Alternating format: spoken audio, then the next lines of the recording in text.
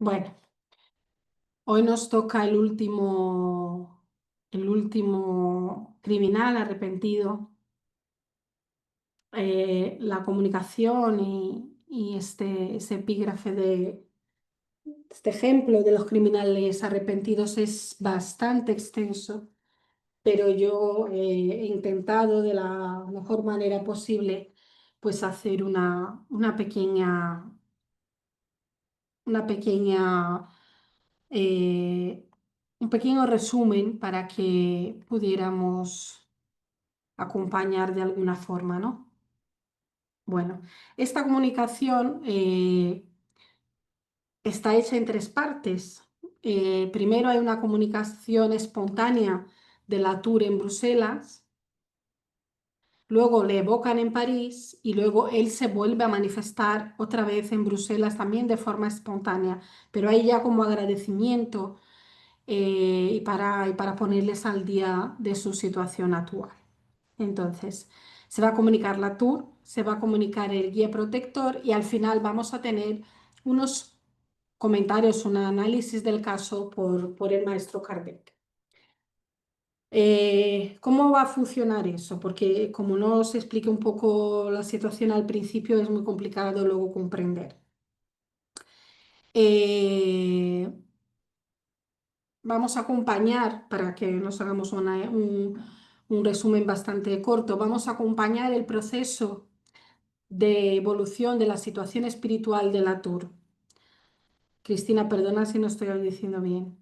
Vamos a ver cómo él pasa del horror, cómo él pasa de desencarnar como criminal, como hemos visto todos los otros, ¿no?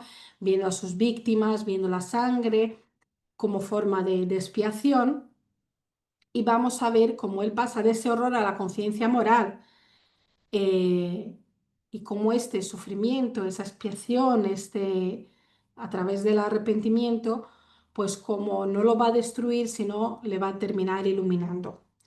Tenemos que decir que de los espíritus que hemos visto la Tour, como que cierra este capítulo porque es un criminal arrepentido de los que se ha arrepentido muy pronto, se arrepintió muy pronto de todo lo que hizo, espió bastante tiempo, estuvo bastante tiempo con estas visiones de sus víctimas y tal, pero siguió este proceso del arrepentimiento, la expiación y la reparación. Y se le ve muy animado con su situación en la encarnación siguiente, su misión en la siguiente encarnación. Entonces, vamos a acompañar todo eso a lo largo de estas comunicaciones. Eh, Él en estas comunicaciones pues va a hablar de su sufrimiento, va en la primera vez que se comunica espontáneamente en Bruselas, pues le van a tranquilizar, como todo grupo espírita que recibe un espíritu sufriente, ¿no? Pero como trabajaban con evocaciones, le van a preguntar el por qué se ha querido comunicar ahí con ellos, ¿no? Vamos a ver más adelante que él va a hacer una crítica muy grande a la forma como se intenta disuadir o la forma de educación moral que se intenta inculcar a la gente, ¿no? Y lo equivocada que está, incluso, ya sea a través de la instrucción educativa, ya sea a través de la iglesia que forma unas ideas súper descabelladas del infierno y de los castigos por los pecados que se pueda cometer, y él va a poner eso en tela de juicio. Y también va a hacer una crítica muy grande y que nos va a poder traer muchas reflexiones sobre lo que hablé cuando hablé del primer criminal arrepentido. Él trae mucho esa parte, ¿no? de esa reflexión respecto a la reinserción, respecto a la forma como son recibidos, ¿no? Las personas que se equivocan. Entonces, vamos a empezar por ese primer, esa primera comunicación espontánea, que fueron 2 días seguidos. Él se comunica en Bruselas en un grupo espírita sin ser evocado. Se empieza a notar la agitación en el medio, la agitación del espíritu, Y claro, le preguntan el por qué él se había manifestado allí si no se le había evocado.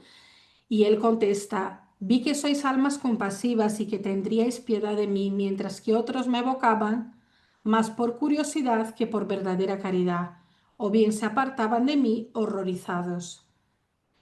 Él expresa en este grupo todo su sufrimiento, todo lo que está viendo, sus víctimas y tal, y expresa su arrepentimiento y les pide oración. Ese grupo espírita le orienta, le aconseja, le acoge, ¿no? Como espíritu sufriente.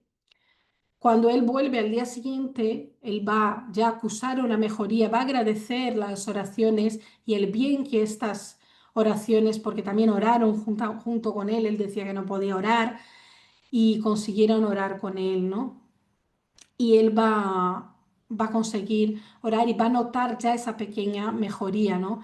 Tenemos claro que él fue ahí a ese grupo de forma voluntaria porque los espíritus superiores así lo quisieron, ¿no? No porque los espíritus superiores si le quisieran ayudar tendrían muchas otras formas, ¿no? No era necesario, pero también sería necesario para la instrucción y la experiencia de ese grupo, ¿no? Luego, él es evocado en la Sociedad Espírita de París, ¿no?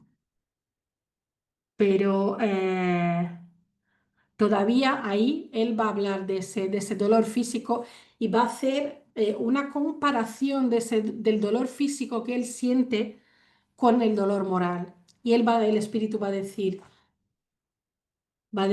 oh sí, piedad, necesito mucho de ella, pues no sabéis cuánto sufro. No, no lo sabéis y no podréis comprenderlo. Es horrible la guillotina.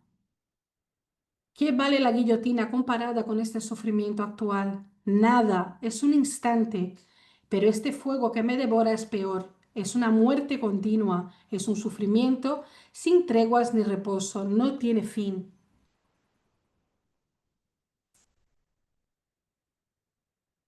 Perdona, es que no pasé la diapositiva.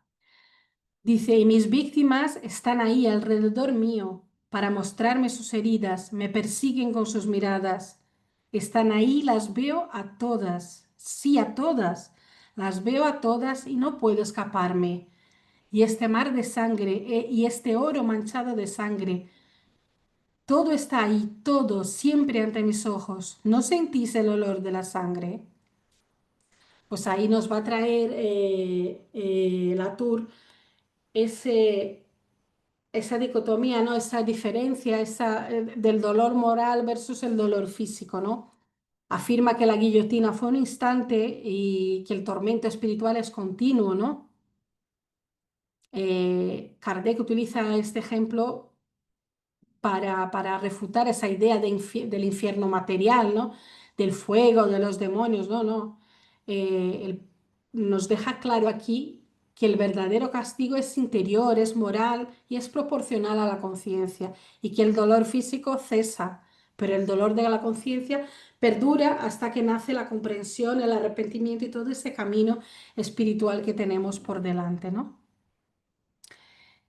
Él se va a volver a manifestar en París. Ahí sí va a estar evocado, va a contar, cuando llega allí va a contar la experiencia que tuvo en Bruselas, que se manifestó allí voluntariamente, les va a contar un poco su historia. Va a cuestionar esa forma como se intenta disuadir a los criminales con el infierno, como os comentaba yo al principio, ¿no? Él nos dice que no existe un solo sacerdote que pueda decir, he visto lo que vos experimentáis, he presenciado las torturas de los condenados. En cambio, yo sí puedo deciros, esto es lo que sucedió después de la muerte de mi cuerpo. Tuve una enorme decepción al reconocer que no había muerto, como yo suponía, y que eso había considerado como el final de mis suplicios, era el comienzo de otras indescriptibles torturas.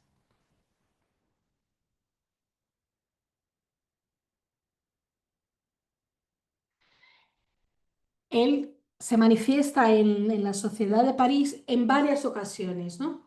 Ellas están numeradas, yo aquí omito para vosotros la numeración. Yo creo que son 5 o 6 días en los que él se va a manifestar. 4, yo creo que son 4 ocasiones en las que él se manifiesta, ¿no? Él en una de en la segunda ocasión va a pedir ayuda para dejar de ver a sus víctimas, como él nos narró anteriormente. Eso es algo que le, que le produce mucho dolor, y dice, preferiría quedar liberado de esas miradas y supiese cuánto sufro. Pero él también comprende que esa es su forma de espiar. Dice, comprendo que ese es el medio para que espíe más rápidamente mis faltas. Aquí es donde él nos va a hablar de esa necesidad, de la falta de instrucción, ¿no? La necesidad de la instrucción. Dice, ¿qué responsabilidad asumen aquellos que niegan la instrucción a las clases pobres de la sociedad? Creen que con la policía y los soldados se previenen crímenes, qué gran error cometen. Él también ahí cuestiona la represión como forma de prevención de los crímenes, ¿no? Cuando nos habla de la policía y los soldados, ¿no? Ya en la tercera vez que él se manifiesta, sigue quejándose de sus padecimientos y sigue hablando de su dolor moral, ¿no? Dice, yo en cambio, a mi regreso al mundo de los espíritus no he dejado de sufrir los dolores infernales, excepto en los breves instantes en que me he comunicado. Él comenta o deja claro ahí, ¿no? que tiene la tregua en los momentos cuando está ahí en este grupo espírita, se le permite apartar estas visiones para comunicarse, ¿no? Él también nos va a decir que los sacerdotes no conocen la realidad de los infractores de la ley de amor y caridad, y nos dice, pese a los cuadros terroríficos que pintan los sacerdotes, solo tienen una noción muy pálida de las verdaderas penas que la justicia divina reserva a los infractores de la ley de amor y caridad. Nos va a hablar también de ese infierno que nos pinta los sacerdotes, y voy a decir que no es nada, como ya nos ha dicho anteriormente, comparado con el dolor moral. Dice, ¿cómo es posible que obliguen a las personas sensatas a creer que el alma, es decir, algo inmaterial, puede sufrir el contacto con el fuego material? Es absurdo. Y por eso hay tantos criminales que se burlan de esas escenas fantasiosas del infierno. Con todo, no ocurre lo mismo con el dolor moral que el condenado padece después de la muerte física. Y una vez más, él va a pedir oración porque él tiene conciencia de que estas oraciones le ayudan muchísimo.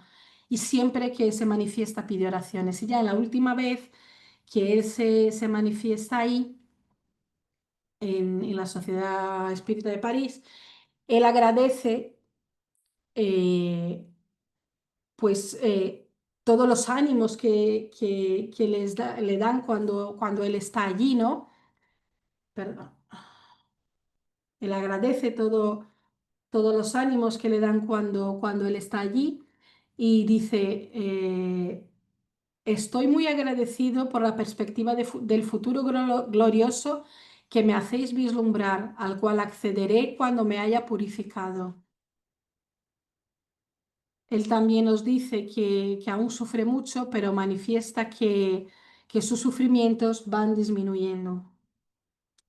Habla mucho de la eficacia de la oración y nos dice que orar es amar y amar es orar. Nos dice, entonces ellos amarán al Señor y le dirigirán plegarias de reconocimiento y de amor. Regenerados por el sufrimiento, dado que deben sufrir, rogarán como yo lo hago a fin de obtener la fuerza necesaria para la expiación. Y cuando hayan cesado de sufrir, orarán una vez más para agradecer al Señor el perdón a que se han hecho merecedores por su sumisión y su resignación. Él también va a contar que ya se encuentra libre de sus cadenas y que ya no ve a sus víctimas. Nos dice, gracias hermano por vuestra caridad, porque estoy perdonado. Dios me libera de la mirada de mis víctimas. Oh Dios mío, bendito seas por toda la eternidad y por la gracia que me concedes. Y luego, en esta comunicación, también va a pedir reencarnar como misionero. Dice, Señor, te amo con todo mi corazón y te suplico la gracia de que me permitas, cuando tu voluntad lo disponga, sufrir nuevas pruebas en la tierra y regresar a ella como misionero de la paz y la caridad, para enseñar a los niños a que pronuncien tu nombre con respeto.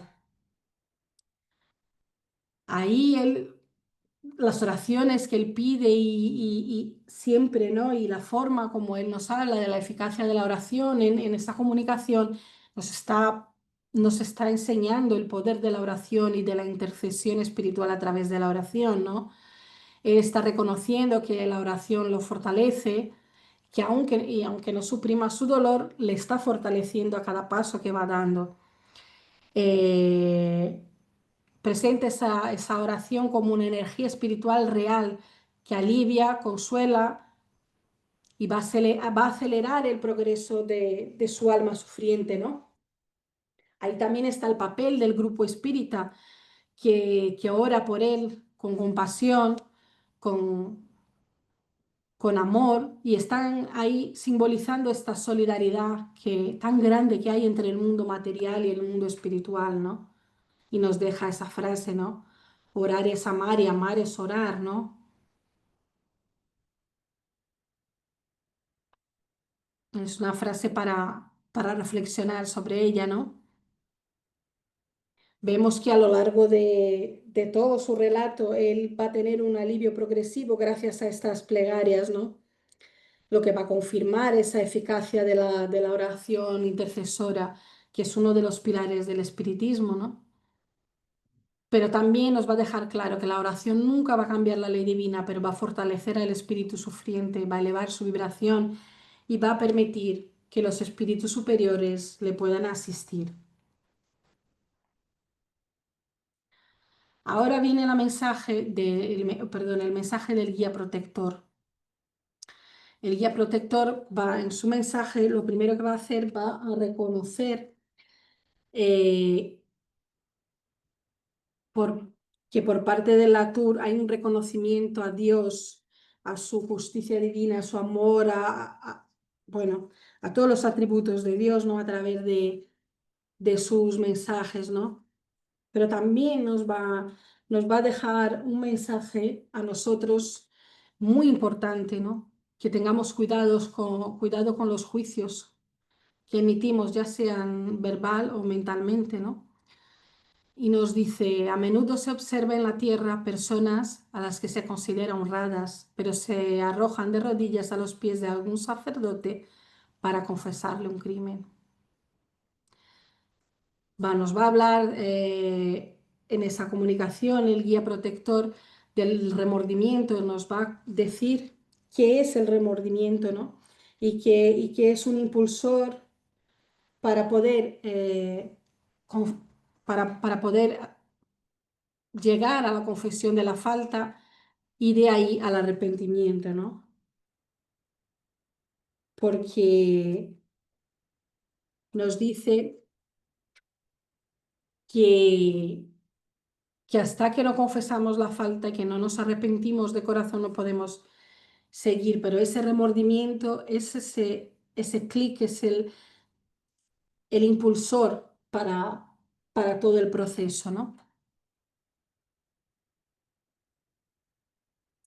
Luego él va a tener una comunicación posterior, otra vez en Bruselas, pero ahí ya para agradecer y para que ellos sepan cómo ha sido su evolución espiritual, ¿no?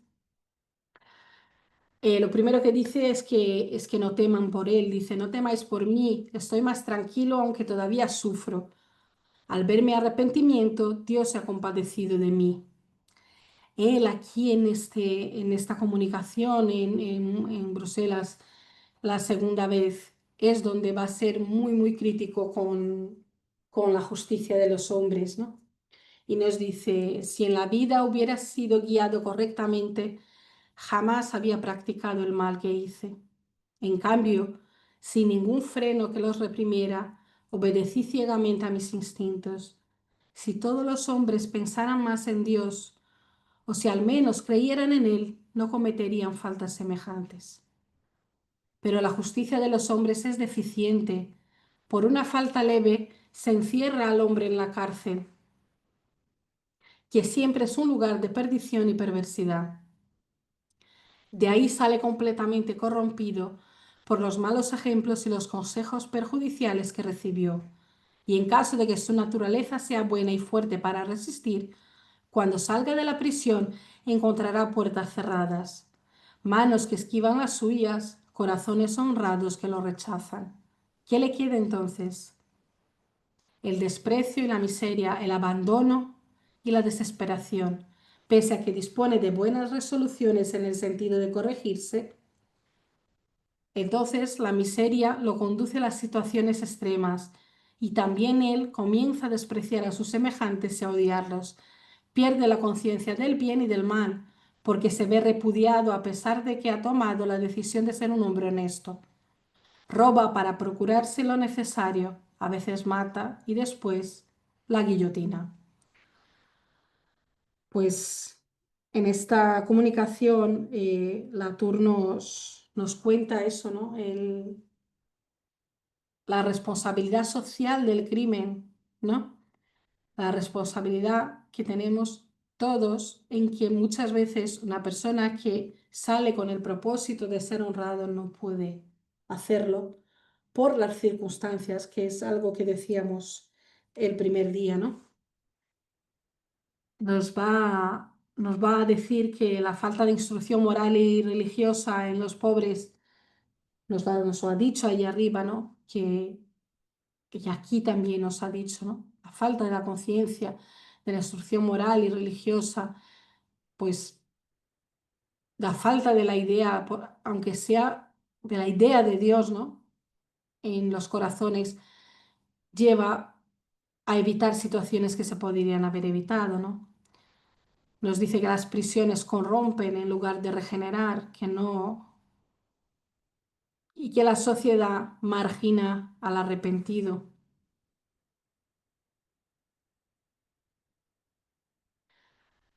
Nos dice que al final los criminales son en parte producto del abandono social y que la verdadera prevención del crimen está en la educación moral y espiritual y no en la represión material. Que la reforma de la humanidad tiene que comenzar en el alma, no tiene que empezar en la ley penal. Y va a terminar esa comunicación agradeciendo muchísimo al medium por prestarse a la comunicación, al grupo espírita por recibirle y por orar mucho por él.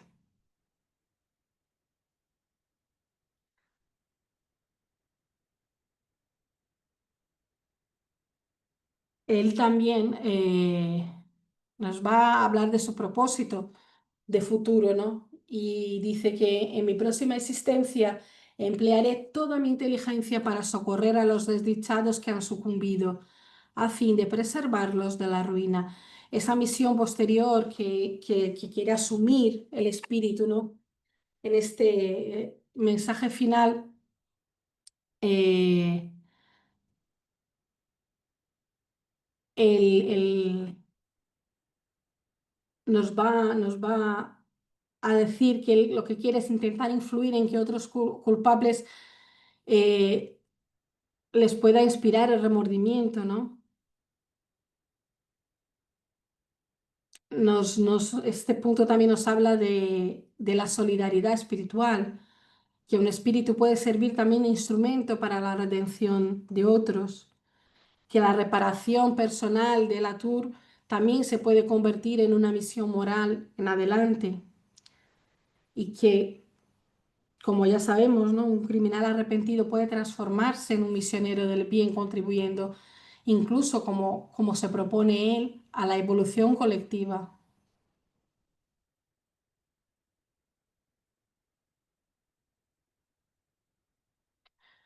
Aquí va a empezar el estudio sobre el espíritu de Jacques Latour por parte de Kardec, ¿no? Kardec nos va a empezar diciendo y hablando de la profundidad de la comunicación de Latour y de este cambio tan grande en su estado moral, ¿no? A través de, sobre todo, del arrepentimiento pronto, ¿no? Nos dice, si se admite la identidad de este espíritu, tal vez cause sorpresa el cambio tan abrupto de su estado moral. Ese retorno veloz a los mejores sentimientos indica una naturaleza más salvaje que perversa, a la cual solo faltaba una buena orientación. Es decir, Kardec aquí nos habla de esa orientación que el propio Latour, en alguna comunicación más arriba, pues no nos ha estado diciendo que le faltaba, ¿no? Y qué es lo que se debe ofrecer.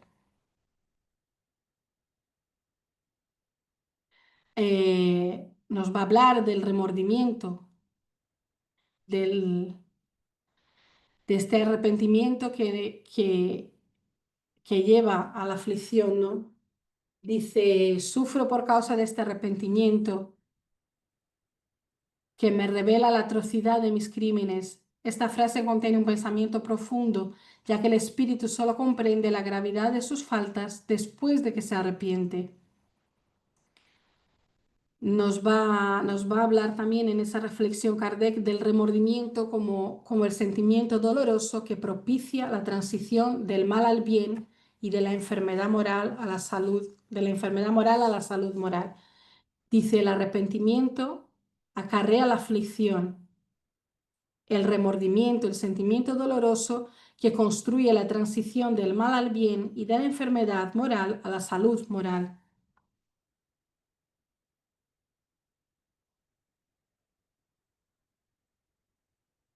Nos va a hablar de la bendición y la necesidad de la reencarnación.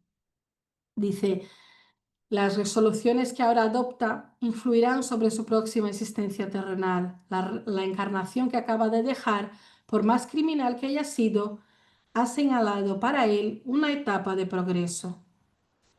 Es decir, muchas veces creemos que una encarnación ha sido perdida, pero como en el caso de Latour, por más que se haya equivocado en su encarnación, rápidamente se arrepintió, nada más desencarnar, prontamente, ¿no? Después de desencarnar, ¿no? También nos va a hablar Kardec en esta comunicación de la necesidad del velo del olvido y nos va a decir una cosa muy importante y muy necesaria, sobre todo para callar esa insana curiosidad que muchas veces tenemos respecto a nuestras encarnaciones anteriores, ¿no? Y nos dice, muchas personas han preguntado cuál es el beneficio que se puede extraer de las existencias pasadas, visto que de ellas no nos acordamos de lo que hemos sido ni de lo que hemos hecho. Esta cuestión con todo ha quedado resuelta. Si el mal que cometimos está superado a tal punto que no nos queda ningún vestigio de él en el corazón, recordarlo sería inútil, pues ya no necesitaríamos preocuparnos por eso. O sea, está superado. En cuanto a los males de los que no nos hemos despojado por completo, los reconocemos a través de nuestras tendencias actuales y hacia ellas debemos dirigir toda nuestra atención. Basta con saber lo que somos sin que sea necesario saber lo que hemos sido. Nos dice, si consideramos cuántas dificultades para rehabilitarse encuentra durante la vida el culpable arrepentido, así como las reprobaciones de que se vuelve objeto, debemos loar a Dios por haber arrojado un velo sobre el pasado. Si Latour hubiera sido condenado a tiempo e incluso si hubiera sido absuelto, sus antecedentes habían provocado el rechazo de la sociedad. ¿Quién lo hubiera admitido en su vida privada, a pesar de su arrepentimiento? En la actualidad, los sentimientos que manifiesta como espíritu nos proporciona la esperanza de que en la próxima existencia terrenal llegue a ser un hombre honrado y estimado. Ahora bien, supongamos que esa existencia se sepa que ese hombre honesto ha sido Latour. La reprobación todavía lo perseguiría. Por consiguiente, el velo colocado sobre su pasado le abren las puertas de la rehabilitación, porque podrá sin temor y sin recato codearse con las personas más honestas. Nos está hablando de esta segunda oportunidad, ¿no? Y nos está haciendo este símil con el criminal que sale de prisión y se sabe que ha cometido un error, ¿no? Si cuando reencarnamos se saben los errores que hemos cometido, pues sufriríamos esa reprobación alrededor de nosotros, nos seguiría persiguiendo, además de nuestra propia conciencia, que sería otro lastre más, ¿no? Nuestro sentimiento de culpa para poder seguir avanzando. Yo creo que lo que nos lo ha dicho está muy claro, ¿no? Haciendo un análisis de nosotros, yo creo que somos un análisis sincero y profundo, ¿no? Somos capaces de saber qué es lo que tenemos que trabajar.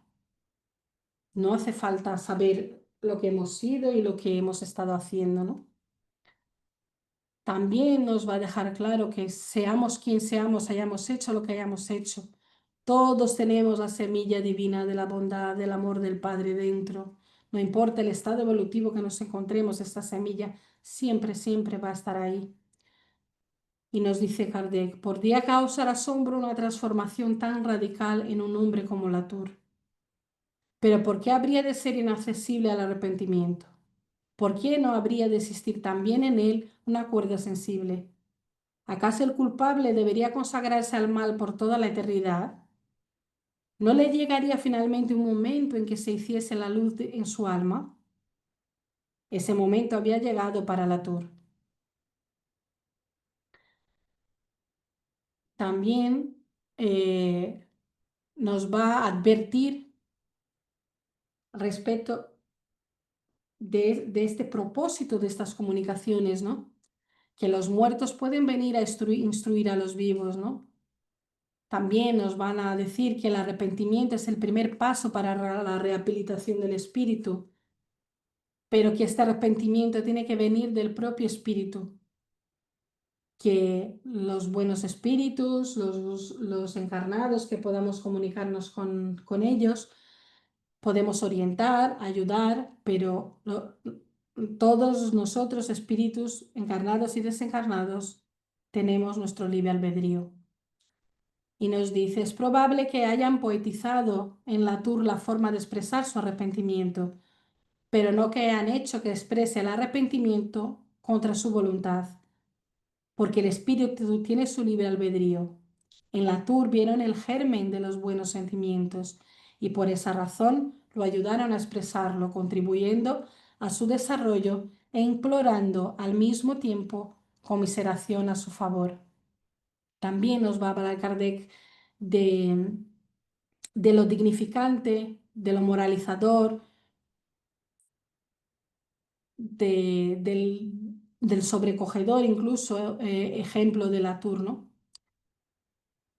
Nos va a hablar del papel del arrepentimiento, la expiación y la reparación, que son los pasos para la rehabilitación y para